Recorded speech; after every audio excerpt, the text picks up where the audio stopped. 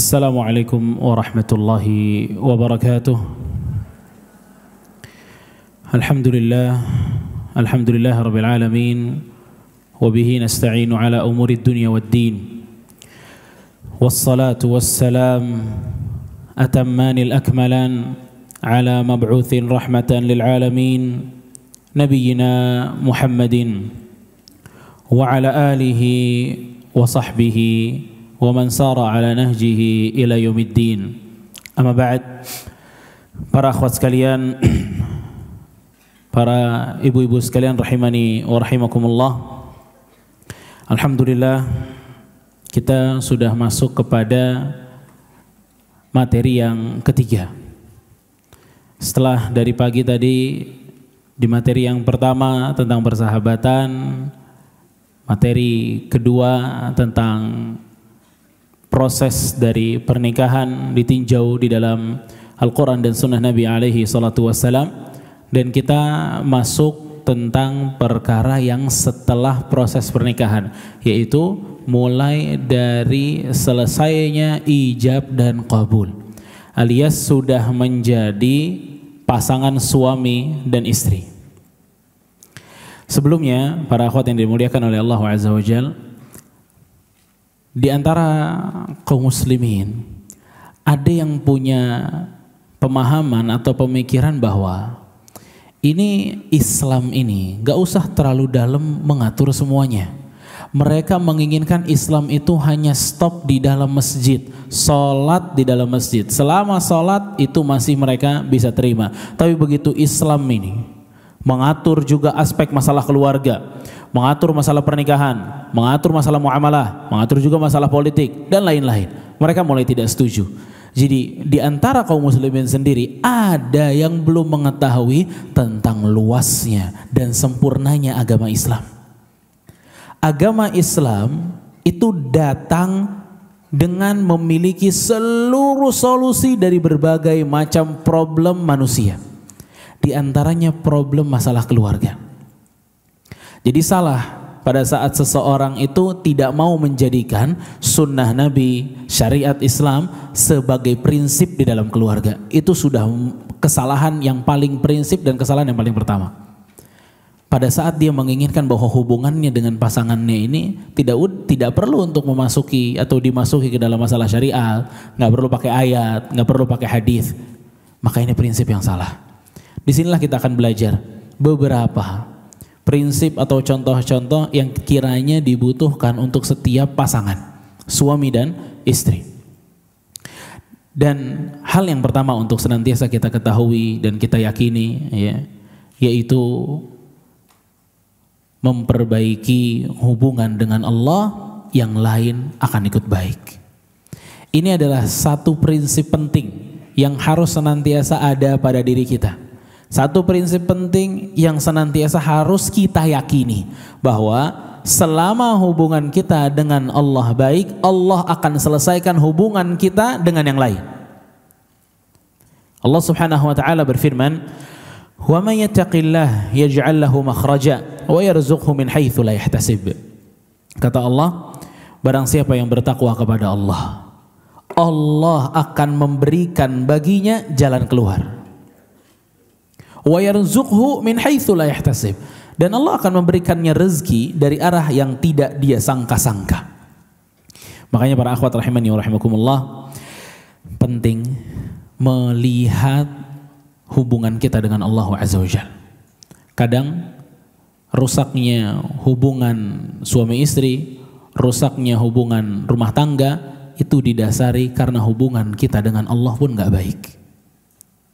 Jadi jangan pernah dianggap bahwa sholat kita, jilbab kita, zikirnya kita, doanya kita itu nggak ada pengaruhnya dalam rumah tangga. Salah. Justru itu sangat berpengaruh.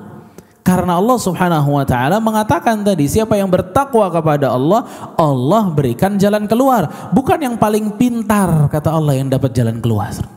Bukan yang uangnya paling banyak yang dapat jalan keluar. Bukan juga yang paling cantik yang dapat jalan keluar. Tapi yang bertakwa kepada Allah, itu yang dapat jalan keluar. Wa yarzuqhu min haitsu la yahtasib. Dan orang yang bertakwa, kata Allah, akan diberikan rezeki dari arah yang tidak dia sangka. Makanya mungkin tadi dipelajari bagaimana cara kita bisa mendapatkan jodoh. Salah satunya dengan memperbaiki diri. Karena orang kalau memperbaiki diri, wa yarzuqhu min haitsu la yahtasib. Allah akan berikan dia rezeki dari jalan yang tidak dia sangka-sangka. Makanya para ulama bilang, kalau kita merasa atau mendapatkan rezeki yang tidak disangka-sangka, itu tanda baik tuh. Tanda ketakwaan kepada Allah Subhanahu wa taala, ya. Makanya mungkin di antara para istri yang ada di sini, kalau lagi ngecek celana suaminya kadang ada uang tidak terduga. Itu nggak tahu itu takwa apa jadi gimana tuh, ya. Tapi kalau itu celana kita kadang itu menjadi apa?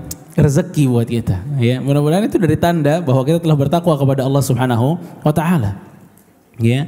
Jadi kalau rezeki tidak diduga-duga itu tanda bahwa Allah Subhanahu wa taala itu membalas ketakwaan yang kita miliki. Makanya ketakwaan itu, ya, bukan hanya mendatangkan sesuatu, tapi membuat diri kita itu jauh dari maksiat. Makanya kalau para akhwat ini ingat bagaimana Nabi Yusuf alaihi salam bisa terselamatkan dari godaan wanita di kala sepi tersebut, ya.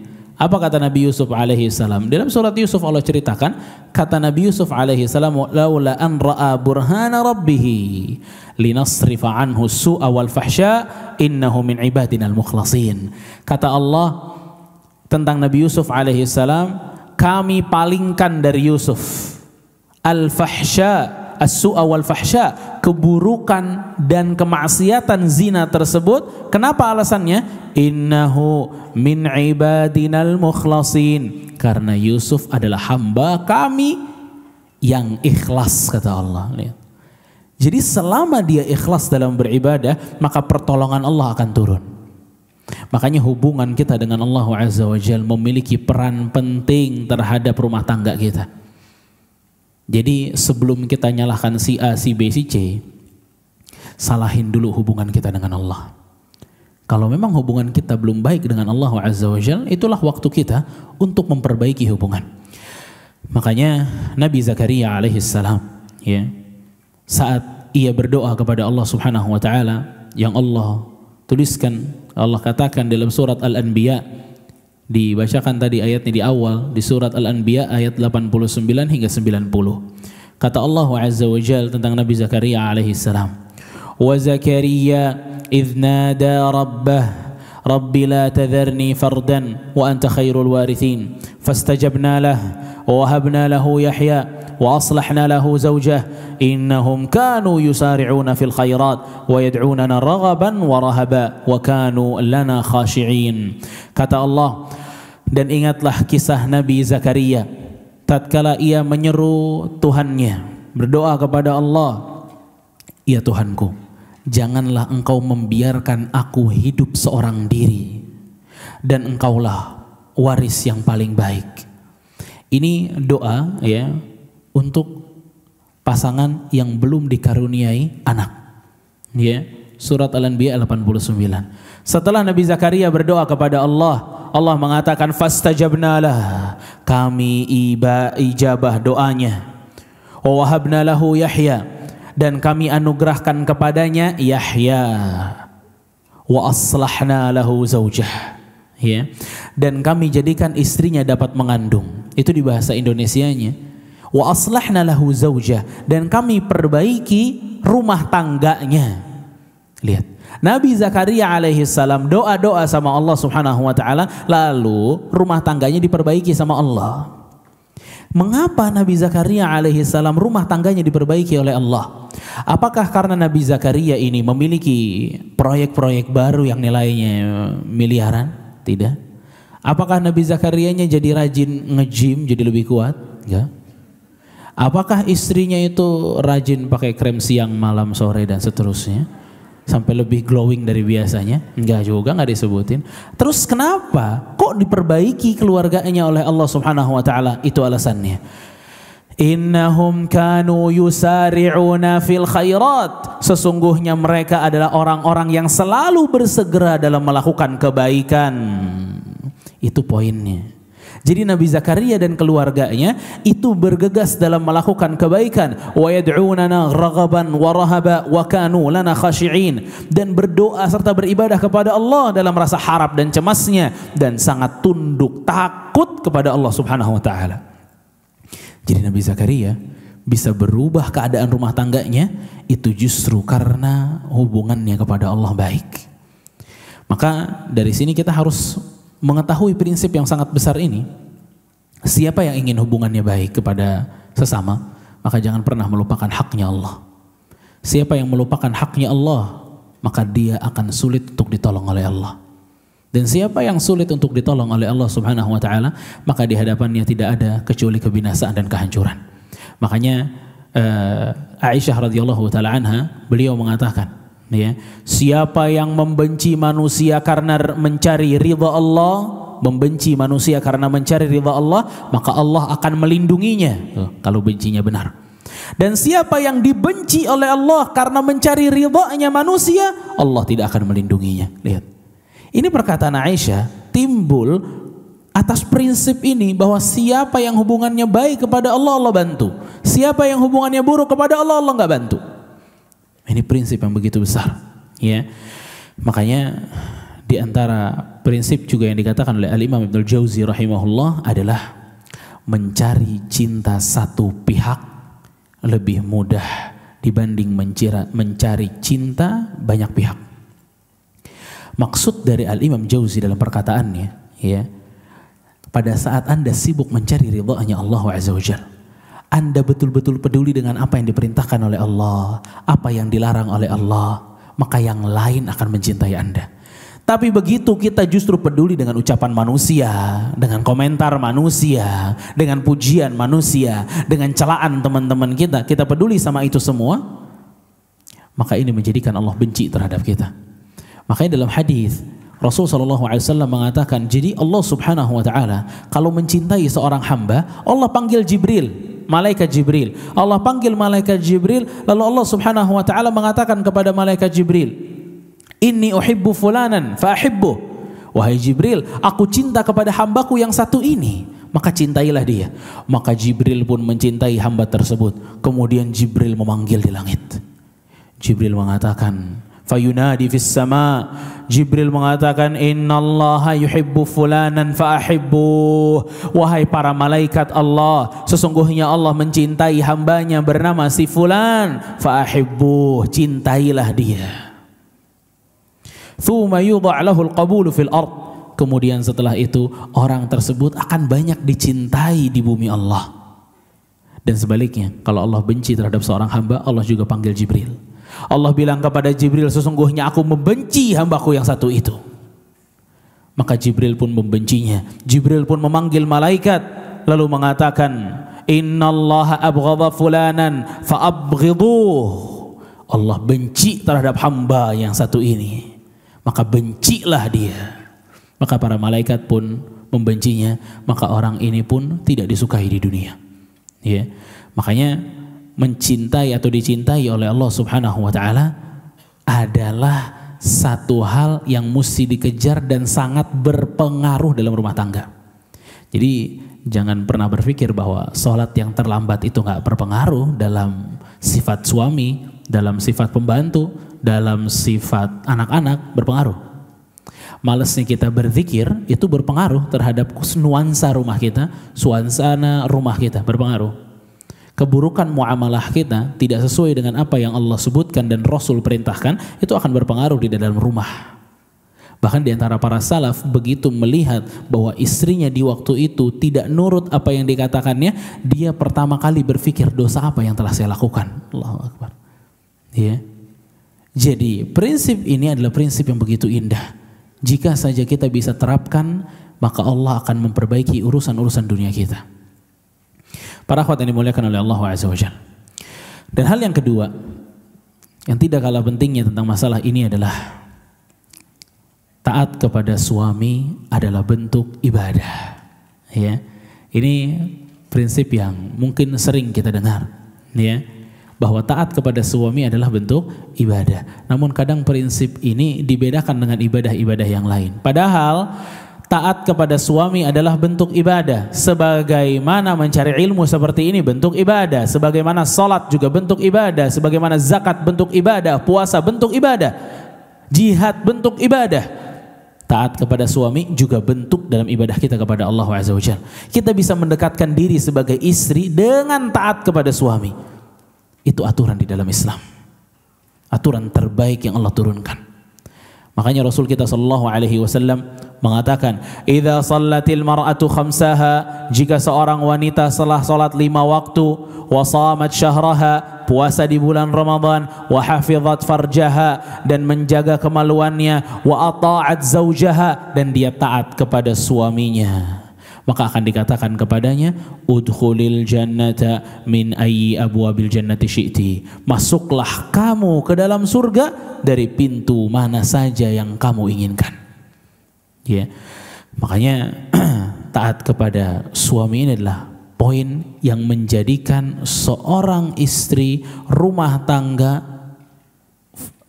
til jannah tuh dari sini sampai bisa ke surga dari sini, dari bentuk atau ketaatan kepada suami, dan kita menyadari bahwa itu bentuk ibadah. Kalau bentuk ibadah gimana prinsipnya? Perhatikan para akhwat yang dimuliakan oleh Allah Azza wa Jalla. Ya, perhatikan para istri yang mungkin ya sebel banget sama suaminya, atau lagi sebel-sebelnya sama suaminya, lagi bete-betenya sama suaminya. Ya, kalau kita ngomongin ibadah, misal sekarang antuna semuanya, para ibu-ibu semuanya, akhwat-akhwat semuanya kan lagi belajar. Ini kan ibadah. Menuntut ilmu ibadah apa bukan ibu-ibu? Setuju, alhamdulillah. Ya. Kalau kita menuntut ilmu agar dipuji oleh orang, hukumnya apa? Boleh apa enggak? Enggak. Berarti kalau kita taat kepada suami, apakah kita menunggu kalau suaminya baik Ustadz baru saya taat? Berarti bukan ibadah. Kalau kita ngomong ibadah, berarti kita harapkan apa yang ada di sisi Allah Azza wa Jalla. Ya, kita berbicara tentang ketulusan, karena kalau kita nunggu orang berbuat baik dulu kepada kita baru berbuat baik, ini nggak usah pakai kata muslimah, orang kafir juga begitu. Tapi kita Islam, kita dididik oleh Allah Azza wa Jalla agar melakukan ibadah ikhlas lillah, tulus kepada Allah Azza wa Jalla. Begitu juga para suaminya, dia harus baik kepada istri-istrinya karena mengharapkan apa yang ada di sisi Allah Azza wa Jalla. Kalau kita mengharapkan dari sisi manusia, hatta itu suami kita sekalipun, siap-siap kecewa berat. Selama kita mengharapkan balasan dari manusia, gak ada kata lain kecuali kecewa. Tapi siapa yang bisa mengetahui prinsip ini masuk ke dalam hatinya, bahwa taat kepada suami adalah ibadah, selama itu ibadah harus mengharapkan apa yang ada di sisi Allah Azza wa Jalla, maka yang seperti ini tidak kecewa. Yang seperti ini tidak akan kecewa. Dia akan mampu untuk terus bersabar. Dia akan terus mendapatkan pahala dari Allah Azza wa Jalla. Ya, dan suaminya pun akan berubah menjadi suami yang lebih baik. Tapi pada saat dia nggak ngerti, dia nggak tahu, dia nggak yakin bahwa taat kepada suami adalah bentuk ibadah, itu yang membuat dia susah. Ya. Para akhwat yang dimuliakan oleh Allah Azza wa Jalla. Begitu juga sabda Rasul kita sallallahu alaihi wasallam yang mulia, ya, pada saat bertanya kepada seorang wanita, adzatu zaujatin anti, apakah Anda merupakan wanita yang memiliki suami?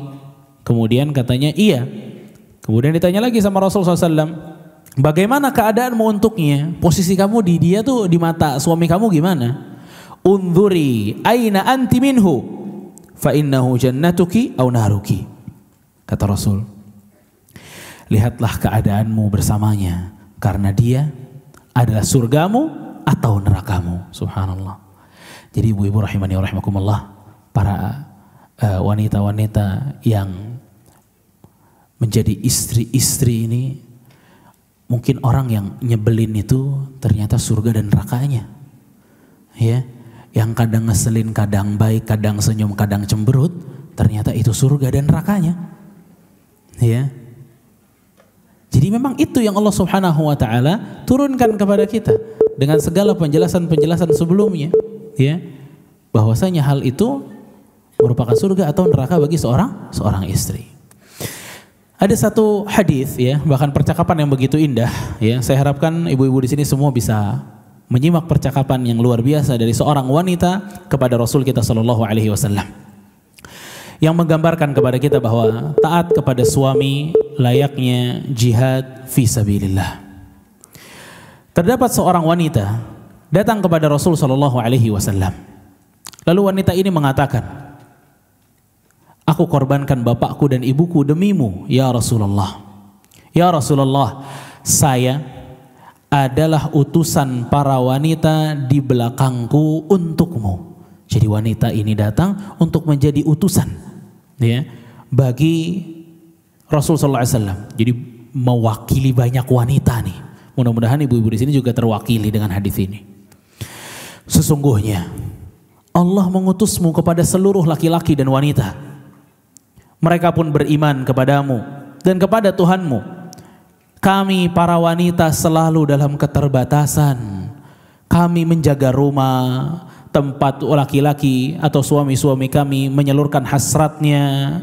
Kami mengandung anak-anak suami-suami kami, sementara kalian kaum laki-laki, kalian selalu mengungguli kami dengan salat Jumatnya kalian, salat berjamaah, menjenguk orang sakit, mengantar jenazah, berhaji setelah sebelumnya sudah berhaji, dan yang lebih utama dari itu adalah jihad fisabilillah. Lihat.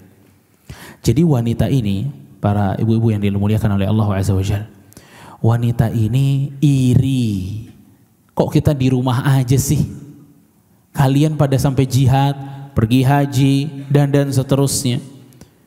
Dia bilang, jika salah seorang dari kalian pergi haji, umrah, jihad, kami yang jaga harta kalian, kami yang menenun pakaian kalian, kami yang packing semua kebutuhan kalian, mendidik dan menjaga anak-anak kalian dikala kalian pergi. Terus wanita ini bilang, ya Rasulullah, bisakah kami mendapatkan pahala seperti laki-laki? Kemudian Rasul sallallahu alaihi wasallam menoleh kepada para sahabat Nabi, lalu kata Rasul sallallahu alaihi wasallam, wahai para sahabatku, apakah kalian pernah mendengar ucapan seorang wanita yang lebih baik daripada pertanyaan ini? Jadi Nabi juga takjub dengan pertanyaan wanita ini. Maka para sahabat menjawab, ya Rasulullah, kami tidak pernah menyangka ada wanita sampai bertanya seperti ini. Lalu Rasul sallallahu alaihi wasallam memberikan komentar. Rasul sallallahu alaihi wasallam mengatakan, ayyatuhal mar'ah wa'lami man khalfaka minan nisa. Wahai wanita, kata Rasul, beritahulah seluruh wanita-wanita yang engkau wakilkan ini, bahwa ketaatan seorang istri kepada suaminya, usahanya untuk memperoleh ridhonya dan kepatuhan terhadap keinginan suaminya menyamai seluruh ibadah tersebut. Allahu Akbar. Ya. Taat kepada suami, berusaha taat kepada suami, berusaha memberikan yang terbaik kepada suami, itu sama seperti jihad fisabilillah. Maka wanita tadi begitu mendengar bahwa di rumahnya mereka itu ternyata pahalanya banyak sama juga, maka wanita itu kembali dan sambil bertakbir, Allahu Akbar la ilaha illallah, Allahu Akbar la ilaha illallah. Bahagia banget mendengar jawaban Rasul sallallahu alaihi wasallam. Ini yang mesti menjadi pelajaran, ya. Pada saat wanita itu betul-betul menginginkan pahala dari Allah Azza wa Jalla, dia puas dengan apa yang dikatakan oleh Rasul sallallahu alaihi wasallam. Jadi ibu-ibu rahimani wa rahimakumullah, ya. Jangan pernah menganggap kecil, sedikit, ringan ketaatan kepada suami. Ya, jangan pernah menganggap itu kecil. Ternyata itu sangat besar di hadapan Allah Azza wa Jalla. Para akhwat yang dimuliakan oleh Allah Subhanahu wa taala. Di antara hal yang perlu kita ketahui dalam masalah ini adalah bahwa sikap feminim adalah kekuatanmu. Sikap feminim ya adalah kekuatannya setiap wanita. Sifat asli wanita itu kekuatan yang dia miliki. Mungkin sebagian bertanya, Ustadz, bukannya wanita itu lemah? Iya, sifat itulah yang menjadi kekuatan bagi wanita. Sifat bengkoknya, sifat lemahnya, lemah fisiknya, itulah yang menjadi kekuatan bagi wanita. Itulah senjata utamanya. Makanya Allah Subhanahu wa ta'ala menggambarkan tentang sifatnya seorang wanita pada surat Az-Zukhruf ayat 18. Pada surat Az-Zukhruf ayat 18, Allah Subhanahu wa taala berfirman, "Aw man yunashsha fil hilyati wa huwa fil khisami ghairu mubin." Dan apakah patut perempuan-perempuan menjadi anak Allah? Orang yang dibesarkan dalam keadaan berperhiasan dan dia tidak dapat memberi alasan yang terang dalam pertengkaran. Jadi ini dalam surat Az-Zukhruf ayat 18 ini, ibu-ibu rahimani rahimakumullah. Jadi awalnya orang-orang Yahudi ini, kan kalau orang Nasrani bilangnya bahwa Nabi Isa itu putranya Allah. Nah kalau orang Yahudi bilangnya malaikat itu adalah putri-putrinya Allah. Ya, makanya kita lihat tuh di film-film barat, pasti angel tuh perempuan. Angel yang gaya-gaya malaikat itu pasti perempuan semua. Ini akidah yang dibatalkan di dalam Islam, tapi dikejar sama orang Yahudi, dimasukkan dan disusupi kepada kaum muslimin, ya, agar kaum muslimin tuh nggak perlu mengingkari pada saat melihat malaikat itu perempuan. Padahal Allah sangat marah. Di antaranya hal ini. Aw man yunashsha fil hilyati wa huwa fil khisami ghairu mubin. Allah menyebutkan sifat perempuan di sini adalah perempuan itu dibesarkan di dalam keadaan berperhiasan dan perempuan itu nggak mampu memberikan alasan yang terang dalam pertengkaran. Para ulama bilang ayat ini menjelaskan, surat Zukhruf ayat 18, bahwa wanita ini kadang tidak bisa merangkai kata dengan baik. Wanita ini kadang di depan suaminya malu untuk mengutarakan isi hatinya. Wanita ini kadang di hadapan suaminya takut mengatakan sesuatu. Terus bagaimana? Kita nggak bisa ngomong, kita takut kalau mau bicara, dan seterusnya. Sikap feminim yang ada dalam jiwanya seorang wanita, malunya, takutnya, manjanya, itulah yang bisa menjadikan jawaban dari kebingungan seorang wanita tentang perasaannya. Makanya saking hebatnya perasaan atau karakter wanita yang Allah Subhanahu wa taala ciptakan bagi laki-laki, apa kata Rasulullah SAW? Rasul bilang, "Ma ra'aitu min naqisati aqlin wa din adhhabu li lubbir rajulil hazimi min ihdakun." Rasul bilang, kata Rasul, aku tidak pernah melihat orang yang kurang akal dan agamanya lalu paling bisa mengalahkan laki-laki yang kokoh daripada wanita. Lihat, wanita yang lemah, kata Rasul, itu bisa mengalahkan akal laki-laki yang kokoh. Yang kokoh aja kalah, gimana yang tidak kokoh? Ya, itu kehebatan dari siapa? Dari wanita. Ya. Jadi wanita dengan seluruh kelemahannya, disitulah kekuatannya. Jadi di sini ya, para akhwat yang dimuliakan oleh Allah Subhanahu wa taala, biarkanlah sifat-sifat feminisme, kelemahan, kelembutan, kasih sayang itu dibiarkan dalam jiwa seorang wanita, bahkan dirawat. Ya. Makanya wanita yang tidak sesuai fitrah, ya, wanita yang tidak menjaga lagi sifat feminimnya, jadinya tomboy, kuat, berotot, badannya kotak-kotak, masya Allah, ya, itu rumah bocor bisa benerin, angkat galon bisa sendiri, ya, ledeng rusak benerin bisa, mobil rusak bisa benerin. Ini lakinya ngapain ntar, ya? Jadi kalau hal-hal yang berkaitan dengan laki-laki nggak bisa, itu nggak masalah. Ya, memang seperti itu. Makanya waktu itu ada satu pelari Dia nikah sama pelari juga, namanya pelari kan kuat-kuat ya, atlet. Dia bilang, Ustadz ini istri saya bisa semua Ustadz, gitu dia. Karena istrinya kuat gitu loh, ya. Apa aja, ya. Bisa segala macam, yang berat-berat bisa, ya. Jadi hal-hal yang memang tidak perlu wanita turun tangan dalam masalah hal-hal seperti itu, hal-hal yang bentuknya kasar, keras, ya, kerjaan-kerjaan kasar dan keras itu nggak perlu wanita ikut. Biarkan memang sifat wanita seperti itu, ya. Dan itu bukan berarti manja-manja juga atau berlebihan dalam manjanya, ya. Kemudian nggak bisa melakukan apa yang mesti dia lakukan, nah ini kesalahan, ya. Kalau sampai tidak bisa melakukan apa yang mesti dilakukan seorang wanita itu kesalahan. Tapi nggak perlu juga sampai wanita tuh bisa semuanya, ya. Nah, sikap inilah, ya, yang memang Allah ciptakan bagi seorang wanita itu sebagai kekuatannya. Itu sebagai kekuatannya. Seperti wanita itu dinafkahi, itu prinsipnya kan. Wanita itu bukan ketuanya dalam rumah tangga, tapi suami ketuanya dalam rumah tangga. Di balik polanya biasanya nggak akan beres. Di balik istrinya yang kerja siang sampai malam, suaminya ngepel di rumah, nyapu di rumah, masak di rumah. Ini pola seperti ini akan memberikan kehancuran dalam rumah tangga. Itu yang paling sering terjadi. Ya, dan itu nggak benar. Karena Allah Subhanahu wa taala telah mengatakan ar-rijal qawwamuna 'alan nisa. Laki-laki ini pemimpin bagi para wanita. Kenapa kok jadi pemimpin? Bima faddalallahu ba'dahum 'ala ba'd.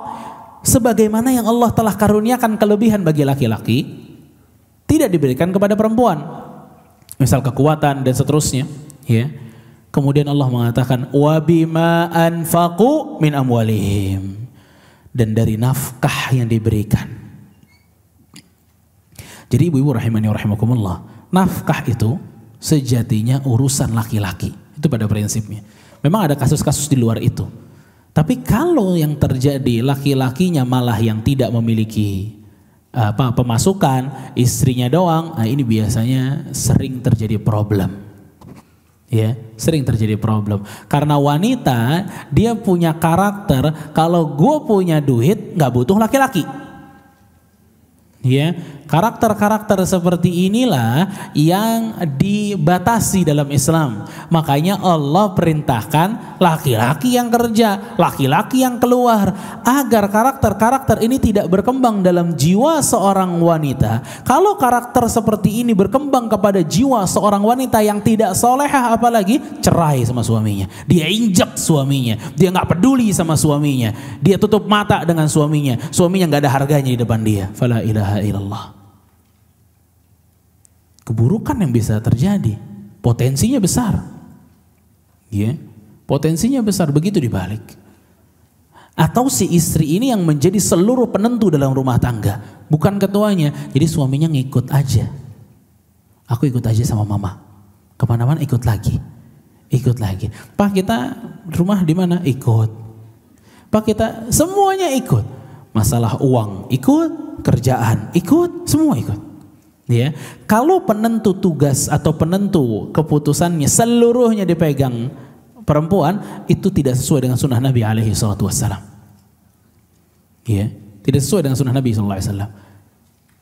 Nah, jadi kita nggak boleh juga memang, ya, para laki-laki ini menjadikan dirinya sebagai ATM aja. Pokoknya gue nyari duit aja. Nah, itu nggak boleh. Karena banyak tugas-tugas laki-laki, ya. Fa'ala kulli hal, para akhwat yang dimuliakan oleh Allah Azza wa Jalla, ya.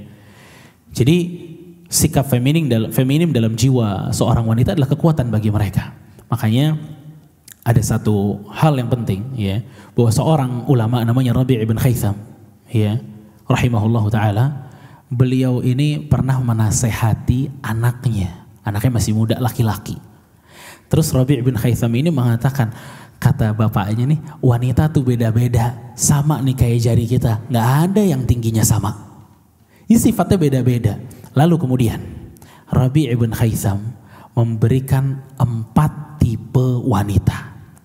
Saya minta nanti seluruh para akhwat, ya, mendengarkan dengan baik 4 sifat wanita yang pernah diutarakan oleh tabi'in yang luar biasa ini tentang sifat seorang wanita. Lalu kemudian silahkan menilai Di nomor berapakah Anda masuk ke dalam bagian ini? Ya.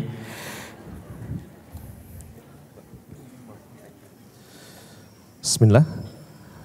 Rabi bin Haisam, seorang tabi'in berkata, wanita itu bermacam-macam, kamu perlu mengetahuinya. Ada 4 macam. 1. Wanita yang mengagumi dirinya sendiri dan penghina suaminya. Mu'jibatu binafsiha, al-mazriyatu lizawjiha.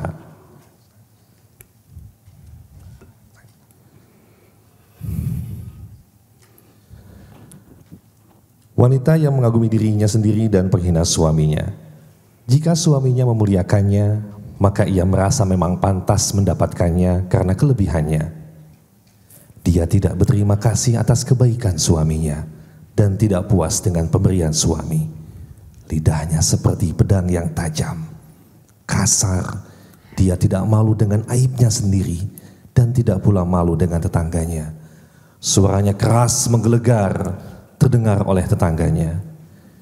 Dia adalah anjing jalang yang menggonggong dan menggigit seperti gigitan anjing. Wajah suaminya memeremar dan sedih. Ia tidak memperhatikan agama atau dunia suaminya. Tidak pula membersamai suami layaknya seorang kawan. Tidak juga ingin memperbanyak keturunan. Kerudungnya telah rusak, tirainya telah robek, dan kebaikan suami telah terkubur. Suaminya menjadi murung dan menjadi pemarah. Minumannya pahit, makanannya amarah, anak-anaknya tak diurus, rumahnya rusak, pakaiannya kotor, rambutnya acak-acakan, tertawanya tidak menutupi kemurungannya, malas berbicara, siang hari menjadi malam, malamnya celaka. Wanita itu menggigit suaminya seperti ular, menyengatnya seperti kalajengking. Iya. Itu macam yang pertama. Ya. Wanita yang sombong, suka menghina suaminya, entah fisiknya yang dihina, entah pendapatannya yang dihina, entah keluarganya yang dihina. Dan wanita ini merasa bahwa kalau suaminya baik sama dia, memang saya pantas mendapatkan kebaikan. Karena saya begini, karena saya begitu. Dia tidak pernah menghargai pemberian suaminya. Akhirnya, sebagaimana yang dikatakan tadi, suaminya pakaiannya atau terlihat acak-acakan. Suaminya pakaiannya kotor, tertawanya tidak menutupi kemurungannya, malas bicara, terlihat frustasi dan depresi. Ini menunjukkan kepada kita para akhwat, akhlak seorang istri tergambar dari wajah suaminya. Yang kedua, wanita tua yang pemalas, sombong dan berakhlak buruk. Syafsyalik sya'sya' salfa, yang memiliki racun, petir dan rekayasa, yang berhembus bersama angin dan terbang bersama setiap orang yang bersayap. Jika suaminya mengatakan tidak, dia mengatakan iya. Dan jika suaminya mengatakan iya, dia mengatakan tidak. Kerap menyebarkan aib-aibnya, merendahkan suaminya, menjadikan suaminya sebagai contoh buruk, lalu membanding-bandingkan dengan yang lain, dan selalu memindahkannya dari satu kasus ke kasus lain, hingga rumahnya kosong, anak-anaknya sakit, hidupnya miskin, dan jiwanya dihinakan, hingga saudara dan tetangganya mengasihaninya. Iya. Dan yang kedua, syafsalik sya'sa' salfa', ya, wanita tua, pemalas, sombong dan berakhlak buruk. Ya. Wanita ini dia tidak memiliki prinsip. Dia akan memasukkan prinsip dalam rumah tangganya sesuai dengan apa yang dia dengar. Lo tuh mestinya sama suami lo begini. Ntar teman yang kedua bilang, lo mestinya begini. Dia dengarkan semua apa yang dikatakan orang tanpa memiliki prinsip di dalam berbakti kepada suami. Jika suaminya bilang iya, dia bilang tidak. Selalu menyebarkan aib-aib suaminya. Dia merendahkan suaminya, membanding-bandingkan suaminya. Na'udzubillah min dzalik. ya, hingga rumahnya kosong, suaminya malas pulang, anak-anaknya sakit, suaminya juga nggak mau ngurus, hidupnya miskin, suaminya malas untuk bekerja. Makanya sekali lagi di sini para ulama memberikan kepada kita bahwa setiap hal buruk yang disebutkan di sini sebaliknya itu adalah karakter wanita yang salehah, tidak menyebarkan aib, memiliki prinsip, tidak merendahkan suami, ya, tidak pernah membanding-bandingkan suami. Itu yang kedua. Yang ketiga, wanita manja, malas dan bodoh. Al-warhaul hamqa. Sering menggerutu dengan lisannya, kerap terlibat dalam hal-hal yang bukan urusannya. Ia ingin sekali dicintai oleh suaminya dan juga menerima pemberian suaminya. Ia makan seperti keledai memakan rumput. Tidak ada suara darinya saat matahari terbit. Rumahnya tidak terurus, makanannya basi, wadahnya kotor, masakannya tidak enak, hingga masak air pun sering salah. Barang-barang berserakan. Pelit, tidak suka membantu tamu atau tetangga. Pelayannya dipukul, dengan tetangga tidak akur. Nah, itu yang ketiga. Kalau kata Syekh Badr Al-Utsaibi, wa ma aktsaruha, betapa banyaknya wanita tipe seperti itu. Jadi dia ada baiknya kalau yang ketiga. Baiknya apa? Baiknya ia ingin sekali dicintai oleh suaminya dan dia juga menerima pemberian suaminya. Itu baiknya. Buruknya banyak. Ya. Dia malas, seringnya makan aja. Bangunnya siang, rumah tidak terurus, makanannya basi. Jadi sebagian tafsirannya, kalau dia menyediakan kepada tamu-tamu yang datang, itu makanannya dingin semua. Gak ada dia mau effort untuk tamu-tamu yang datang. Masakannya juga tidak enak, wadah-wadahnya kotor, masak air juga sering salah. Subhanallah, ya. Betapa parahnya kemanjaan wanita ini, ya. Gak pernah masak air aja, bingung ini gimana, ya. Udah mendidih apa belum, ya. La haula wala quwata illa billah. Ya. Dan pelayannya dipukul dan dengan tetangga juga tidak akur. Yang terakhir nih, yang keempat, silakan. Keempat, wanita yang penuh kasih, penyayang, berkah dan subur. Al-utuful wadudul mubarakatul walud. Amanah atas rahasianya, dicintai oleh tetangganya, terpuji dalam segala hal, baik dalam tersembunyi atau tampak, dermawan, bersikap lembut, memiliki suara yang rendah. Rumahnya bersih, pelayannya subur, anaknya berpenampilan baik, kebaikannya selalu ada, dan suaminya lembut, akrab, serta dikenal dengan kesucian dan kebaikan. Nah, yang keempat nih yang paling luar biasa, ya. Pelayannya aja subur, pembantunya aja gemuk-gemuk. Kalau dia royal sama pembantunya, gimana sama suami dan anak-anaknya? Ya, lihat bagaimana para ulama dalam memberikan kalimat per kalimat.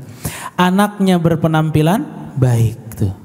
Kalau anaknya aja dia punya fokus sampai pakaiannya rapi, gak compang-camping, gak jelek pakaiannya, wangi anak-anaknya, itu tanda istri yang peduli sama keluarga. Tapi pada saat dia anaknya ini dibiarkan dalam keadaan dekil, jorok, baju, ingusan terus-terusan anaknya, aduh, ya, ini sangat tergambar tentang bagaimana si istri tersebut di rumah. Lihat yang keempat tadi kan disebut bahwa suaminya lembut, akrab, dikenal dengan kesucian dan kebaikan. Jadi para akhwat yang dimuliakan oleh Allah Azza wa Jalla, memang betul bahwa kebahagiaan di rumah tangga antara istri baik atau tidak baik itu terukur dengan sikap dan penampilan suaminya. Kalau seorang laki-laki kita terlihat dia rapi, ya, terus humble, mungkin baik, ya, tidak murung. Ini menandakan bahwa di rumah juga keadaan baik. Karena masalah terbesar itu adalah masalah rumah tangga. Masalah terbesar itu adalah masalah rumah tangga. Kalau masalah kantor, ya, pekerjaan mungkin bisa untuk tidak dibawa ke dalam rumah, tapi masalah rumah sulit untuk tidak dibawa sampai ke kantor. Terlihat wajahnya, bete-nya, sumpoknya, bagaimana sikapnya terlihat semuanya. Ya. Nah, ibu-ibu rahimani wa rahimakumullah, yang manakah Anda dari 4 macam tersebut? Mana tuh?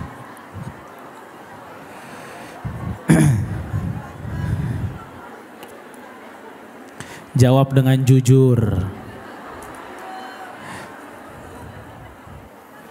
1, 2, 3 atau 4 tuh? Ya, insya Allah lah ya. Insya Allah 4 mudah-mudahan. Ya. Yang mengatakan 4 cuma Anda dengan Allah yang tahu. Wallahu a'lam. Baik. Dan yang berikutnya, para ibu-ibu rahimani wa rahimakumullah, para akhwat sekalian yang dimuliakan oleh Allah Azza wa Jalla, yang penting untuk diperhatikan bagi seorang istri dalam masalah rumah tangga adalah kebersihan. Kebersihan menentukan akhlakmu. Kebersihan di dalam Islam, di dalam syariat Islam itu terbagi menjadi 2 dalam masalah hal ini. Kebersihan dari luar dan kebersihan dari dalam. Inner beauty-nya atau dari bagian luarnya. Kebersihan luar, ya, diantaranya adalah fisik, ya. Fisik di sini maksudnya seorang wanita dituntut juga di dalam Islam untuk bisa menjadi seorang wanita yang secara fisik, penampilan itu dicintai dan disukai oleh suaminya. Rasul kita sallallahu alaihi wasallam bersabda, pada saat Rasul sallallahu alaihi wasallam ditanya, perempuan seperti apa yang paling baik? Siapakah perempuan yang paling baik? Allati tasurruhu idza nazar wa tuti'uhu idza amar wa la tukhalifuhu fi nafsiha wa maliha bima yakrah. Kata Rasul sallallahu alaihi wasallam, perempuan yang paling baik itu yang paling menyenangkan jika dilihat suami. Bukan dilihat netizen, dilihat suami. Jadi dandanlah, berpenampilanlah sebagaimana yang diinginkan oleh suami. Dan bahasanya Rasul begitu indah. Rasul tidak membatasi definisi cantik, enggak. Definisi manis juga tidak. Tapi bagaimana suami Anda suka Anda berpenampilan, itulah istri yang baik. Jadi nggak mesti mengikuti A, B atau C. Role model kita nggak mesti orang-orang barat dan seterusnya. Bagaimana suami kita ingin melihat kita, itu istri yang baik. Wa tuti'uhu idza amar, dan kamu taat kepadanya jika dia perintahkan. Wala tukhalifuhu fi nafsiha wa maliha, dan tidak menyelisihi suami dalam diri dan hartanya dari apa yang dibenci oleh suaminya. Ya, makanya subhanallah. Ya. Mungkin dari tanpa pembatasan tentang definisi cantik dan seterusnya, disitulah kita melihat Rasul sallallahu alaihi wasallam atau Allah Subhanahu wa taala, ya. Atau mungkin kita juga sering ngelihat, ya, kadang ada kita lihat, kok laki-laki bule yang satu ini sukanya sama wanita yang kayak gitu ya, gitu.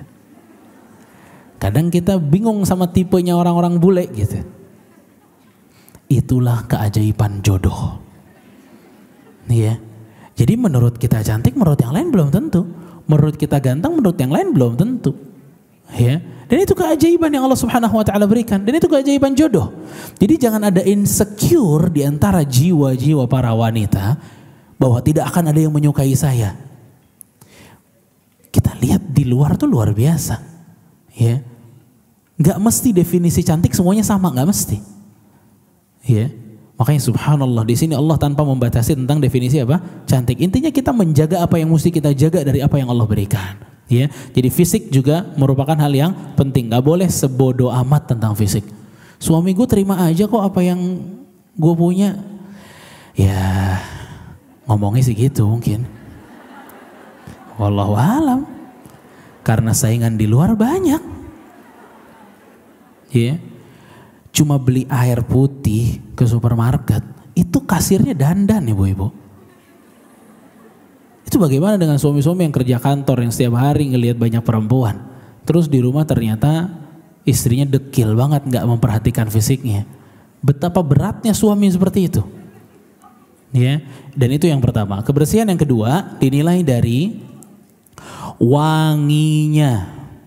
Ya, Rasul Shallallahu Alaihi Wasallam pernah bersabda kepada Ummu Sulaim untuk pada saat Rasul menginginkan dilihat seorang wanita. Kata Rasul kepada Ummu Sulaim, "Syummi awaridaha."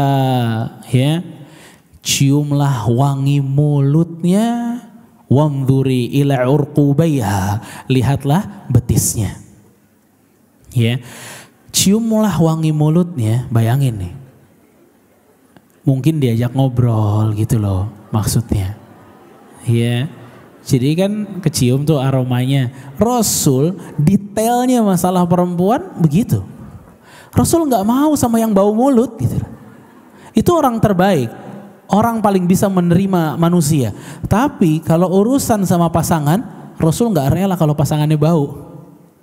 Makanya Rasul itu paling bahasa kita ya, paling nggak suka sampai ada aroma yang tidak sedap pada tubuhnya, pada mulutnya. Makanya Rasul rajin banget siwakan. Dia sebelum masuk rumah dia siwakan dulu tuh Rasulullah SAW, dibersihin dulu. Maka ini menggambarkan kepada kita bahwa Rasul alaihi salatu wasallam berpenampilan baiknya, wanginya justru pada saat dia ingin ketemu pasangannya. Dan ini pelajaran buat kita semua. Kadang Masya Allah kalau mau kondangan keluar, Masya Allah dandannya lama banget, ya. Itu ketemu suaminya, nyantai banget, nggak ada persiapan apa-apa. Ini berarti melawan dari perintah dan larangan Rasul alaihi salatu wassalam. Ya, bayangin ibu-ibu, Rasul minta Ummu Sulaim tahu tentang wangi atau aroma mulutnya. Kalau aroma mulutnya aja diperhatikan, bagaimana aroma badan? Itu sangat diperhatikan oleh Rasul Shallallahu Alaihi Wasallam. Ya, makanya dalam Islam itu nggak ada ceritanya wanita jadi bau, tidak. Memang pakai parfumnya ada batasannya, tapi bukan berarti bau. Selama parfumnya tidak tercium dengan selainnya yang bukan mahramnya, nggak apa-apa dipakai, dia doang yang cium, ya, atau dia pakai di dalam, ya. Intinya tidak tercium, itu aja yang dilarang dalam Islam, ya. Jangan sampai tercium wangiannya. Tapi kalau isinya wanita semua nggak ada masalah. Ya, nggak ada masalah. Fa'ala kulli hal itu yang perlu diperhatikan. Dan yang ketiga, di antara bentuk kebersihan dari luar itu adalah tentang pakaian. Ya, Allah Subhanahu wa taala berfirman pada surat An-Nur, "Wala yubdina zinatahunna illa ma dhahara minha wal yadribna bi khumurihinna ala juyubihinna wala yubdina zinatahunna." Janganlah mereka menampakkan perhiasan mereka kecuali yang biasa nampak, itu di luar. Ya, intinya ayat ini adalah memberikan pelajaran bahwa pakaian itu juga diperhatikan di dalam Islam. Jadi seorang istri, ya, makanya di antara nafkah yang mesti diberikan itu masalah pakaian. Jadi pakaiannya pakai pakaian-pakaian yang suami kita sukai, ya. Kadang hal-hal ini tabu dibicarakan di dalam masyarakat, bahkan tabu jika dibicarakan antara suami dan istri. Padahal para ibu-ibu rahimani rahimakumullah, boleh ditanya, bahkan sunnah ditanya kepada suaminya, kamu sukanya aku pakai baju seperti apa? Jadi suami dan istri ini ada komunikasi yang dijalin. Suaminya nggak suka kalau istrinya pakai ini, pakai itu, taati itu. Ya, suaminya suka pakaian begini, pakaian begitu, taati itu. Karena ternyata di dalam Islam ini juga salah satu prinsip dalam rumah tangga, bahwa si istri harus menjaga pakaiannya depan suaminya. Kita nggak ngomong di luar tanpa mahram. Ini yang ada mahramnya sama suaminya. Itu terbukalah, komunikasilah apa yang diinginkan suami kita terhadap kita. Ya, karena komunikasi itu melanggengkan rumah tangga. Ya, jangan kalau nggak suka dipendam. Ya, makanya seorang istri juga boleh bertanya kepada suaminya, suka nggak pakai pakaian ini atau bagaimana, ya, agar bisa terjalin rumah tangga yang baik. Yang keempat, kebersihan dari luar itu adalah tentang rumahnya, ya. Di antara yang harus bersih itu ibu-ibu rahimakumullah adalah rumah. Rasul kita sallallahu alaihi wasallam mengatakan, innallaha tayyibun yuhibbut tayyib. Allah itu maha baik, maha indah, mencintai kebaikan dan keindahan. Nadhifun yuhibbun nadhafah, maha bersih dan mencintai kebersihan. Karimun yuhibbul karam, Allah maha dermawan, mencintai kedermawanan. Wa jawadun yuhibbul jud, maha pemurah lagi mencintai kedermawanan. Fanadhifu afniyatakum, ini perintah, bersihkanlah halaman rumah kalian. Wala tusyabbihu bil yahud, dan janganlah kalian menyerupai kebiasaan orang Yahudi. Kalau halaman rumah ya yang sering kotor aja suka dibersihkan, gimana bagian dalam? Ya. Jadi di sini Rasul sallallahu alaihi wasallam memerintahkan para wanita itu agar bisa aktif membersihkan rumahnya, karena ini hal penting dalam rumah tangga ternyata. Ya, wala tusyabihul yahud. Orang Yahudi itu paling malas bersihin rumah. Ya. Jadi kalau kita masih memboikot produk-produk Yahudi, karakter Yahudi lebih pantas untuk diboikot. Ya, yaitu dia malas bersih-bersih rumah. Itu bersih secara fisik. Kemudian yang kedua, bersih secara hati, secara dalam, kebersihan dari dalam. Kebersihan dari dalam di sini adalah bersih dari masalah hati, ya. Makanya disebutkan kurang lebih ada 5 hal, ya, dari perkara bersih dari dalam atau kebersihan dari dalam. Yang pertama, membersihkan hati dari kecurigaan tanpa bukti, ya, membersihkan hati dari kecurigaan tanpa bukti. Makanya ibu-ibu rahimani wa rahimakumullah, kecurigaan, membersihkan hati dari kecurigaan tanpa bukti, kecemburuan melebihi batas, ya, itu pernah terjadi kepada seorang wanita terbaik, Aisyah radhiyallahu anha. Jadi waktu Rasulullah sallallahu alaihi wasallam malam-malam pergi, Rasul pergi dari rumah Aisyah, itu Aisyah panik. Wah, kok malam-malam pergi? Jangan-jangan mau ke rumah istri yang lain. Aisyah ngelihat Rasul udah mulai jalan, Aisyah pakai jilbab, kan malam nih, ya, dia keluar diikutin Rasul pelan-pelan, diikutin terus Rasulnya. Ternyata Rasulnya itu ke kuburan, ke Baqi'. Di Baqi' Rasul doa-doa di situ, doa, terus Rasul putar balik. Aisyah begitu Rasul putar balik, wah mau pulang nih kata Aisyah. Saya harus lebih duluan daripada Rasulullah SAW. Aisyah lari terus sambil harap-harap cemas, ya, jangan sampai Rasul lihat saya. Karena kecemburuan atau kecurigaan Aisyah tanpa bukti itu, ya. Akhirnya Aisyah bilang, saya seperti apa, setengah lari gitu.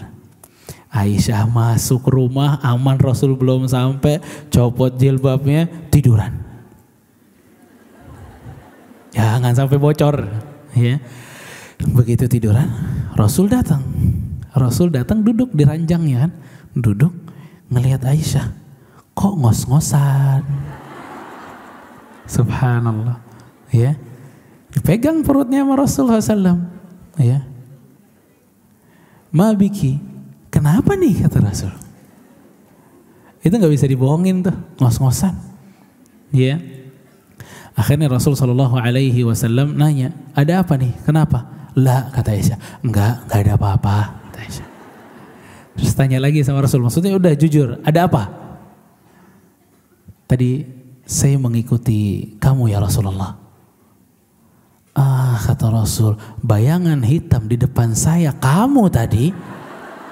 Jadi Rasul tuh udah cuma nggak tahu nih siapa gitu, ya. Akhirnya Rasul SAW tuh ditekanlah perutnya Aisyah. Qad ja'aki syaitanuki, setan udah datang nih ke kamu, kata Rasul. Ya, lalu memberikan bisikan tentang kecurigaan tanpa bukti. Nah lihat, ya, Rasul SAW di situ, ya, memberikan nasihat kepada Aisyah, memarahi Aisyah bahwa setan nih udah datang kepada kamu. Kemudian Aisyah tanya, saya punya setan, kata Aisyah. Kata Rasul, semua juga punya. Tapi kalau yang ada pada saya, Allah telah menjadikan syaitan tersebut itu Islam. Qarin kalau kita bilang ibu-ibu. Ya, jin korin tuh yang mendampingi. Jadi bohong kalau ada orang bilang jin korin saya Islam, nggak ada, cuma Rasul yang Islam jin korinnya. Yang lain semuanya ganggu kita, syaitan, kufar. Ya, fa'ala kulli hal, ya, ini harus membersihkan hati karena datang terus. Aisyah aja kena, makanya kita harus cerdas. Kalau nggak ada bukti, ya nggak boleh curiga. Ya, kecurigaan harus dengan bukti. Ya. Jadi kita mesti melihat betul bahwa kalau suami kita baik, tidak ada bukti, jangan nyari-nyari. Ya, dibukain HP suaminya, wah, lu WhatsApp dari siapa aja nih, gitu. Ya, ini mencari perkara. Ya, nanti yang paling sedih dia juga. Ya, jadi hal-hal yang tidak perlu dilakukan gak usah dilakukan. Ya, dan itulah butuhnya kepercayaan antara suami istri. Begitu juga masalah hasad kepada keluarga suami, kenapa dia baik sama ibunya nggak baik sama saya, ya, dan seterusnya. Hasad seperti itu juga harus dibersihkan dengan pembersihan hati, ya.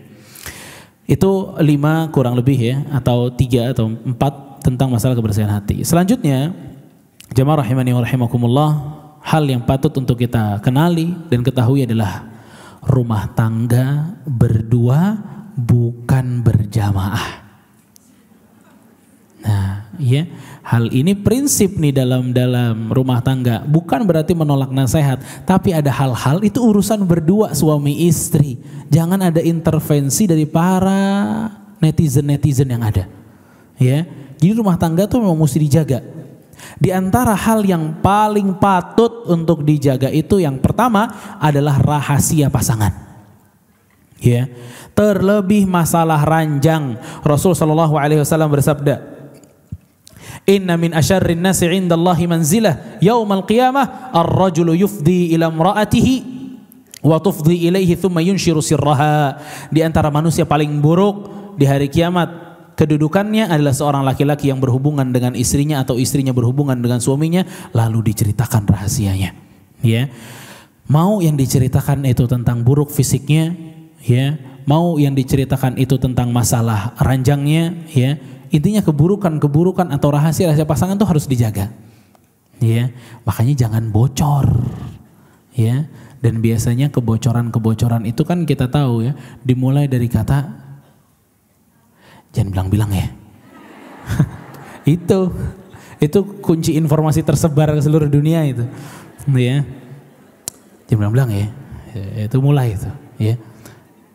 Gue cerita sama lo doang nih. Nah, ya mulai udah. Ya. Hal-hal seperti itu, apalagi suami yang punya rahasia, jadi harus dijaga. Ya, ini syariat dalam Islam, nggak boleh bocorin rahasia-rahasia dari suaminya. Yang kedua, yang menjadi urusan berdua saja itu adalah dalam keadaan konflik, lagi ribut, lagi berantem, lagi debat, tidak boleh ada intervensi dari pihak lain. Ya, karena Allah Azza wa Jal memerintahkan rumah tangga suami dan istri kalau ada keributan urus sendiri. Kalau memang sudah pada proses hampir cerai, baru boleh ada 1 orang sebagai penengah atau 2 orang dari bagian perempuan 1, bagian laki-laki 1, baru ada penengahnya. Kalau sebelum itu nggak boleh. Makanya Rasulullah Subhanahu wa taala berfirman, ya, dalam surat An-Nisa 35, "Wa in khiftum shiqaqa bainihima." Jika kamu khawatirkan ada persengketaan antara keduanya, fab'athu hakaman min ahlihi, maka kirimkan seorang yang hakim, yang bijak dari keluarga laki-laki dan seorang yang bijak juga dari keluarga perempuan. Iyurida islaha, kalau mereka berdua mau damai. Ini perlu digarisbawahi dalam surat An-Nisa itu. Ya, kalau mau damai baru ada meditasi. Kalau cuma pengen menang dalam perdebatan nggak perlu ada meditasi. Allah tidak menjamin perdamaian kalau orangnya tidak mau damai. Suami istri memang nggak mau damai, maunya ribut, nggak perlu meditasi. Sampai mereka mau ada keinginan, mereka mau rujuk, mereka mau damai, baru diadakan meditasi. Karena Allah yang mengatakan iyurida islaha, kalau mereka berdua mau islah. Kalau mereka tidak mau, ya, kalau mereka tidak mau untuk islah, maka tidak perlu adanya hal-hal yang menjadikan orang-orang lain repot untuk mendamaikan mereka, nggak perlu. Ya, maka ini para akhwat yang rahimani rahimakumullah, ya. Betapa banyaknya yang datang kepada saya juga ada beberapa, ya. Suami istri tapi maunya menang, bukan mau damai. Kalau cuma maunya menang depan ustadz, nggak ada manfaatnya. Ya, kalau cuma maunya menang itu nggak ada manfaatnya. Justru dua-duanya bakal kalah. Damai itu dua-duanya bakal kalah. Yang satu menurunkan egonya, yang satu lagi menurunkan egonya, baru bisa damai. Kalau nggak seperti itu, Allah juga tidak menjamin tentang kedamaiannya. Dan juga di antara hal yang mesti berdua adalah masalah pendidikan anak. Ya, masalah pendidikan anak juga harus menjadi tanggung jawab berdua. Dua-duanya harus mau turun gunung untuk mengurusi anak-anak mereka. Bagaimana mereka dididik, bagaimana sekolah mereka, dan seterusnya. Ya, karena Allah Subhanahu wa taala atau Rasulullah SAW bersabda di situ, kullukum ra'in wa kullukum mas'ulun an ra'iyatihi. Setiap kalian adalah pemimpin dan akan dimintai pertanggungjawaban atas kepemimpinan mereka. Seorang imam adalah pemimpin dan akan dimintai pertanggungjawabannya, dan demikian juga seorang pria adalah seorang pemimpin bagi keluarganya dan akan dimintai pertanggungjawaban atas kepemimpinannya. Ya, jadi ini urusan berdua juga. Yang juga merupakan urusan berdua itu adalah mengatur rumah. Ya, intervensi demi intervensi, ya, untuk masalah rumah juga itu merupakan hal yang tidak sehat dalam rumah tangga. Ya, mertuanya ikut campur misalnya sambil memberi keputusan lagi. Tolong bangkunya jangan taruh situ, pindahin ke situ, itu jelek. Istrinya bilang, tapi suami aku tadi bilang udah jelek di situ. Ya, ini nggak boleh. Dan ini nggak sehat untuk para mertua juga. Memberikan keputusan di rumah anak itu nggak boleh. Ya, bolehnya memberikan nasihat. Ya, memberikan saran, bukan memberikan keputusan. Dalam pendidikan anak juga sama. Pokoknya mama mau cucu mama sekolah di sini. Enggak mah, itu enggak sunnah mah, enggak mau. Pokoknya sekolah di sini, mama yang biayain, enggak boleh. Ya, enggak boleh. Ya, karena itu anak dari kedua orang tuanya. Ya, dan itu hak-haknya telah dijelaskan di dalam Islam. Ya. Para akhwat yang dimuliakan oleh Allah Azza wa Jalla. Di antara hal yang penting, ya, yang perlu kita ketahui, dan ini sangat-sangat penting dan sedihnya bahwa hal ini banyak dilalaikan, yaitu tentang masalah mengenal hak masing-masing. Ya, mengenal hak masing-masing adalah suatu hal yang perlu diketahui bahkan sebelum menikah. Ini hak istri saya apa aja, jadi saya tidak zalim. Hak suami apa saja, jadi istri tidak zalim. Karena kadang ada istri yang mengatakan suaminya zalim, ada yang suami mengatakan istrinya zalim. Padahal dua-duanya bukan hak yang bisa diminta. Maka kita wajib mengetahui hak-hak di dalam Islam tentang kehidupan rumah tangga. Hak dalam kehidupan rumah tangga dibangun dari 3 hal. Ya. Hak-hak dalam rumah tangga dibangun dari 3 hal. Yang pertama, hak secara syariat. Ya, hak secara syariat. Yang kedua, hak secara kesepakatan. Yang ketiga, hak secara urf atau budaya setempat. Nah, ya, ini 3 hal yang patut untuk diingat untuk setiap pasangan. Yang belum menikah, yang sudah menikah, bahkan mungkin menikah sudah lama. Ini lihat lagi nih, ya, ada 3 hak yang ada di pundak kita semua. Hak secara syariat itu dibagi menjadi 3. Ya, hak secara syariat dibagi menjadi 3. Yang pertama, hak suami. Ya. Yang kedua, hak istri. Yang ketiga, hak bersama. Hak suami apa aja? Hak suami kurang lebih, ya, ada 6. Pertama, dilayani dalam kebaikan. Kedua, ditaati selama bukan maksiat. Ketiga, dimintakan izinnya untuk puasa sunnah jika suaminya hadir atau ada di tempat itu. Keempat, dijaga hartanya dan rumahnya. 5, jangan ada yang masuk rumah kecuali dengan izinnya. Keenam, disyukuri pemberiannya. Ya, ini diantara hak suami yang perlu ditaati atau bisa diminta oleh suami kepada istri. Ya, misal si istri ini masukin orang yang tidak diizinkan oleh suaminya, suaminya marah, itu berhak suaminya marah. Karena itu hak dia. Kalau rumahnya dia, tapi kalau rumahnya numpang masih di PMI, Pondok Mertua Indah, ya nggak sampai begitu, ya. Tapi kalau itu rumah dia, dia berhak melarang siapa yang masuk ke dalam rumah, ya. Itu hak suami. Yang kedua, hak istri, ya. Nanti ini bisa difoto sama ibu-ibu, ya. Karena ya penuntut ilmu zaman now foto-foto aja ya sekarang. Ya. Hak istri itu kurang lebih ada 5. Yang pertama, mahar itu haknya istri. Jadi memang sebelum nikah itu diminta maharnya. Sebenarnya mahar itu aturan dari istri atau calon istri. Ya, memang Rasulullah SAW mengatakan wanita terbaik yang paling ringan maharnya. Karena itu diserahkan kepada si istri tersebut. Nanti harus jadi milik istri, ya, bukan jadi milik suami atau milik keluarganya atau ayah atau ibunya istri. Enggak, istri yang memiliki mahar tersebut. Itu yang pertama. Kedua, istri haknya itu diperlakukan dengan baik, diceraikan juga dengan baik. Jadi kalau dalam pernikahan harus diperlakukan dengan baik, pada saat diceraikan juga harus diperlakukan dengan baik.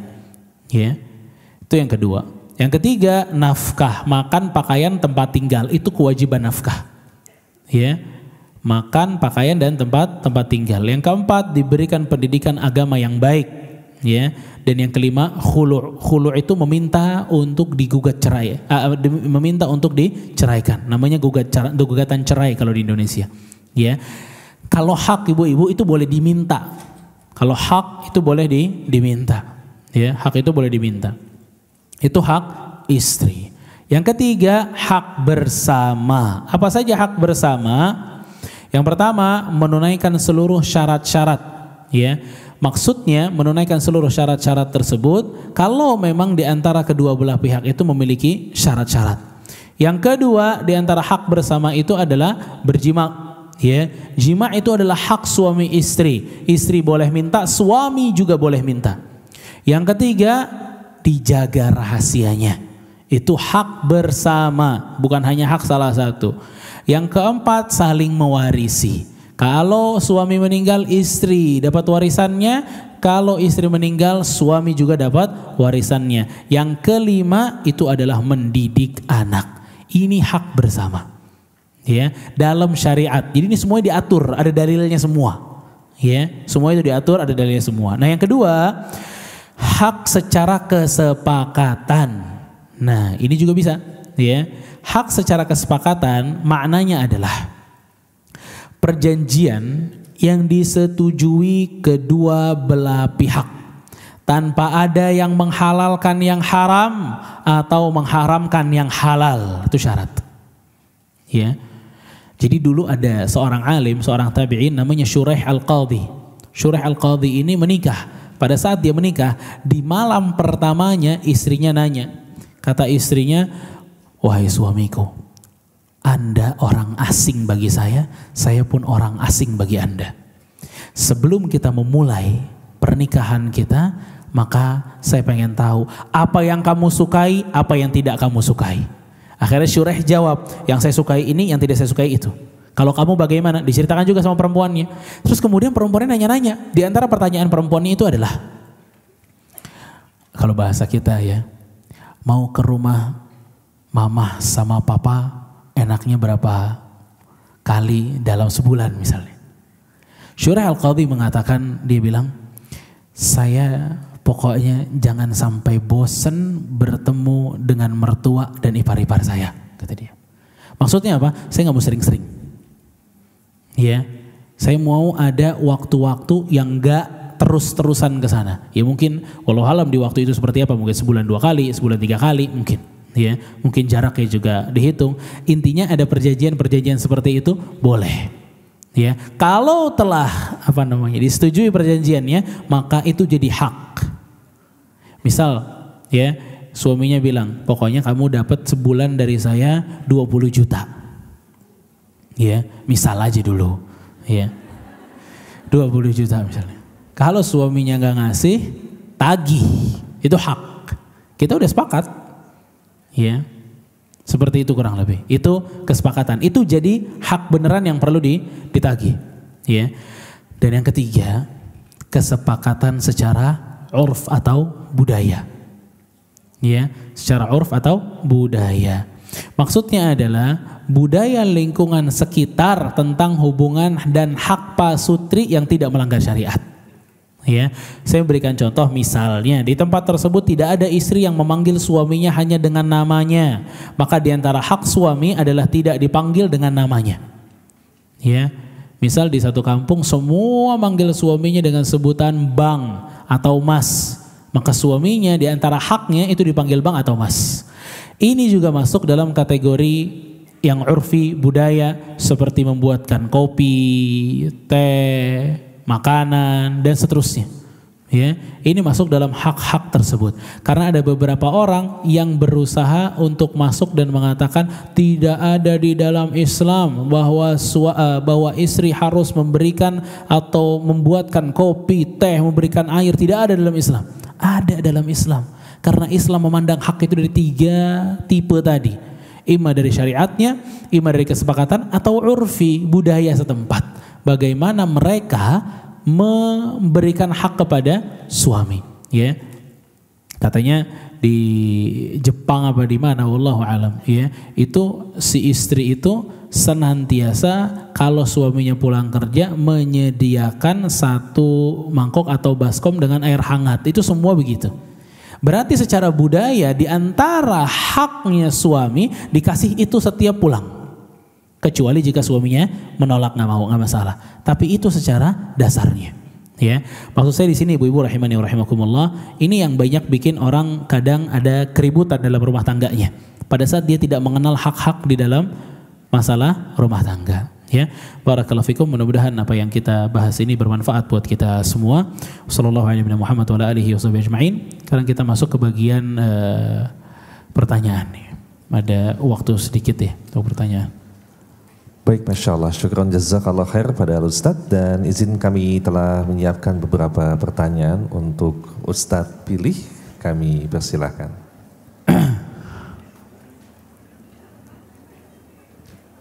Baik.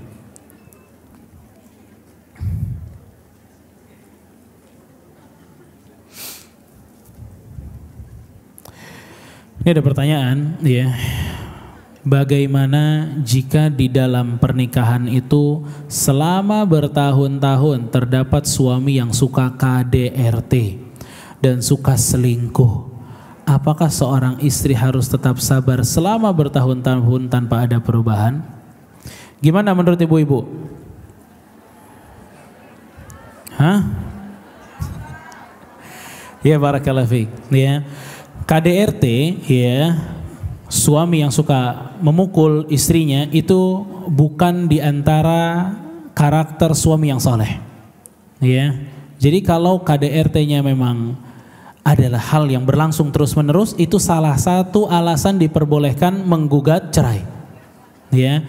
Tapi sebagaimana yang kita tahu, permasalahan itu enggak melulu solusinya cerai. Ya. Banyak di antara para wanita itu menginginkan kalau seluruh masalah itu diakhiri dengan cerai. Lah, di dalam Islam enggak seperti itu. Makanya cerai itu bukan di lisannya istri. Cerai itu di lisan suami. Ya. Maka yang ada kasus KDRT plus selingkuh lagi. Ya. Ini 2 alasan perzinahan, ya, dan KDRT, ini 2 alasan memang dibenarkan dalam syariat untuk bisa menggugat cerai jika memang tidak ada lagi jalan tengah yang bisa ditempuh. Ya, jika tidak ada jalan tengah yang bisa ditempuh, maka si wanita ini boleh lapor ke pengadilan agama setempat, ya, menceritakan masalahnya dan bilang mau gugat cerai karena alasan ini dan itu. Ya, jadi seluruh masalah-masalah perceraian, ibu-ibu rahimani rahimakumullah, itu memang kembalinya, terutama ibu-ibu ya, perempuan, itu pasti kembalinya kepada pengadilan agama karena gugat cerainya di sana. Ya, gugat cerai semuanya di sana. Itu yang pertama dari pertanyaannya.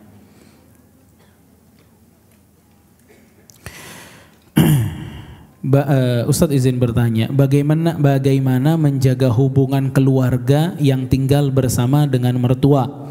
Bagaimana pula menjadi mertua yang baik untuk anak dan menantunya? Ya, Yang pertama, memang secara dasarnya, prinsipnya, seseorang jika telah menikah, berusahalah untuk tidak satu rumah dengan mertuanya atau orang tuanya. Ya, pada prinsipnya seperti itu. Namun, kalau kasusnya itu memang qadarullah tidak bisa keluar dari rumah, ya, maka di antara hal yang banyak dinasihati oleh para ulama tentang masalah tinggal bersama mertua, yang pertama yang mesti dihindari adalah jangan sampai satu dapur. Ya, jangan sampai satu dapur. Biar ada tempat masak sendiri untuk istrinya, ada tempat masak sendiri untuk sang ibu. Ya, itu kalau bisa dilakukan bagus. Karena konflik yang banyak terjadi itu di dapur. Ya, konflik banyak terjadi di dapur. Yang kedua, prinsip yang kedua tentang hubungan mantu dan mertua itu adalah mantu mengalah. Itu prinsip kedua. Ya, yang dikatakan disebutkan juga oleh Badr Utaibi hafizahullah taala. Jadi mantunya mengalah. Pada saat mantunya mengalah, maka diharapkan mertuanya melembut. Itu kedua. Yang ketiga, yang bisa menjadi penengah itu adalah suaminya. Ya, jadi boleh dikasih nasihat atau saran-saran kepada suaminya jika terjadi konflik bersama dengan mertuanya. Ya. Dan bagaimana agar bisa menjadi mertua yang baik? Maka lihatlah Rasul sallallahu alaihi wasallam. Rasul jadi mantu iya, jadi mertua juga iya. Rasul, ibu-ibu rahimakumullah, Rasul pernah satu hari mampir secara tiba-tiba ke rumahnya Fatimah dan Ali. Masuk ke rumah Fatimah, Ali gak ada. Padahal ini bukan waktu di mana orang-orang keluar. Kata Rasul sallallahu alaihi wasallam, mana sepupumu? Kata Rasul. Rasul gak nanya mana suamimu, mana sepupumu? Kata Fatimah, kita lagi ribut. Gitu. Akhirnya Rasul sallallahu alaihi wasallam minta sama salah seorang, coba cari Ali ada di mana. Ternyata Ali bin Abi Thalib itu ada di masjid. Ya, Ali bin Abi Thalib ada di masjid, kemudian Rasul sambangi di masjid. Rasul cuma datang menghampiri Ali, terus minta Ali untuk bangun. Kemudian Ali di pipinya tuh ada bekas tanah karena masjid itu dulu masih pakai tanah. Kemudian Rasul usap dan mengatakan ya Aba Turab, kum ya Aba Turab. Bangun Abu Turab, bangun Abu Turab. Udah, Rasul sampai di situ aja. Maksudnya kata para ulama, Rasul sallallahu alaihi wasallam hanya memotivasi untuk menyelesaikan masalah. Ya, selesain aja. Tapi Rasul nggak pernah nanya tuh sama Fatimah, kamu lagi ribut apa? Kenapa suamimu kurang ajar? Gitu enggak? Ya, jadi nggak lebay-lebay ekspresinya, biasa aja. Kalau lagi ribut, ya udah. Kehidupan rumah tangga emang pasti ada gitu-gituannya gitu loh. Itu mertua tuh, Rasul alaihi salatu wassalam. Ya, jadi diantara bentuk mertua yang baik itu nggak ikut campur dengan masalah anaknya. Konflik-konflik dia nggak ikut. Karena di rumah tuh kalau konflik kan ketahuan. Ya, kalau di rumahnya bareng mertuanya itu kalau ada konflik itu ketahuan, ya.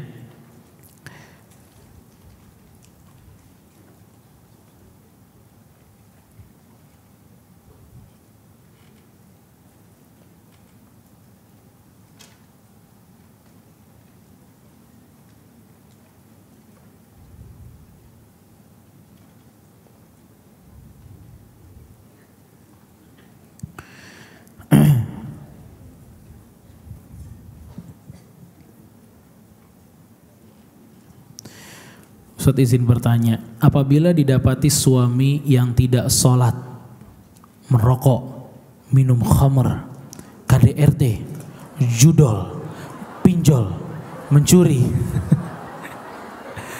aduh, bagaimana sikap istri Ustaz? Apakah pantas untuk diberikan kesempatan atau lebih baik diceraikan? Sedangkan orang tua dan keluarga bersikeras menyuruh untuk bercerai, namun si istri tetap pertahankan dengan dalih kasihan anak-anak. Masya Allah, ya, betapa banyaknya wanita-wanita tipe seperti itu. Dia mampu atau masih mau mempertahankan rumah tangganya dengan dalih anak-anak, ya. Karena pertama kita doain ya, semoga Allah SWT memberikan kesabaran yang besar kepada sang istri tersebut. Namun betapa sedihnya seorang anak, ya, melihat ayahnya nggak sholat. Betapa sedihnya seorang anak melihat ayahnya kerap merokok, minum khamr, melukai ibunya, judol, pinjol, mencuri. La ilaha illallah. Ya, lebih baik sih anak-anak tersebut tidak melihat contoh-contoh seperti ini. Ya, karena pernikahan itu para akhwat itu untuk menimbulkan ketenangan. Ini kalau kita lihat dari soalnya saja, ini dari mana ketenangan yang akan muncul? Kalau dia mesti serumah dengan orang yang tidak sholat, itu tidak sholat aja, satu aja tidak sholat, ya, itu cukup untuk menjadikan cap bahwa suami itu suami yang tidak baik. Tidak sholat sama merokok, minum khamar, KDRT, judol dan seterusnya, lebih besar meninggalkan sholat. Meninggalkan sholat cukup sebagai alasan untuk pisah, cukup meninggalkan sholat dia, nggak sholat. Bagaimana seorang mukminah satu rumah dengan orang yang tidak sholat? Bagaimana seorang istri muslimah mukminah berkumpul dengan seseorang yang tidak sholat? Padahal kata Rasulullah SAW, al-ahdul ladzi bainana wa bainahumus shalah. Perbedaan antara kami orang muslim dengan orang kufar itu salat. Faman tarakaha faqad kafar. Siapa yang meninggalkan salat maka dia kafir. Ya. Ini tidak salat aja udah cukup untuk kalau mau pisah. Ini ditambah dengan judol pinjol lagi, subhanallah. Ya. Jadi kalaupun mau bercerai sesuai dengan pertanyaannya, ini berhak kalau benar seperti ini. Ya. Dan Allah Subhanahu wa taala akan mengganti suami tersebut dengan yang lebih baik daripada itu. Begitu juga untuk anak-anaknya, semoga dia mendapatkan contoh yang lebih baik, jauh lebih baik daripada ayahnya yang seperti itu. Dan kita berdoa ya kepada Allah Subhanahu wa taala agar Allah memperbaiki keluarga dan suaminya. Begitu juga kita berdoa kepada Allah agar Allah memperbaiki keluarga kita, rumah tangga kita, pasangan-pasangan kita, dan kita minta kepada Allah Subhanahu wa taala agar menjadikan kita ini istri, suami yang baik kepada pasangannya, ibu yang baik kepada anaknya, teman yang baik kepada temannya, dan sahabat yang baik kepada sahabatnya. Kurang lebihnya saya mohon maaf, mudah-mudahan bermanfaat. Wassallallahu ala nabiyina Muhammadin wa ala alihi wa sahbihi ajma'in. Subhanakallahumma bihamdik, asyhadu an la ilaha illa anta, astaghfiruka wa atubu ilaik. Wassalamualaikum warahmatullahi wabarakatuh.